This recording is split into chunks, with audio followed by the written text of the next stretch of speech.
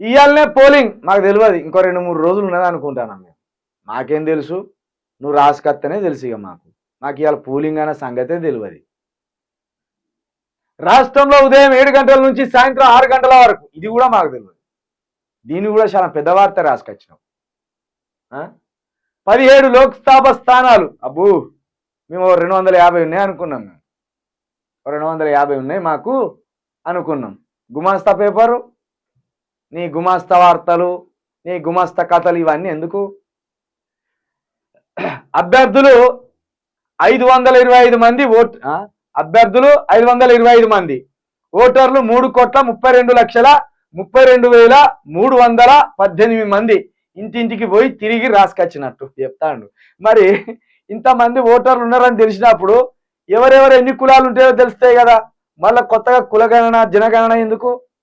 ఇప్పుడు ఓటర్లు తెలిసిపోయినాక ఎవరు ఏ కులమో ఎవరు ఏ మతమో కూడా తెలిసిపోతుంది కదా ఒట్టిగానే. ఇక పోలింగ్ కేంద్రాలు వచ్చి 35,809 అట. ఇక మావోయిస్టు ప్రభావిత 13 అసెంబ్లీ సెగ్మెంట్లలో 4 గంటల వరకే.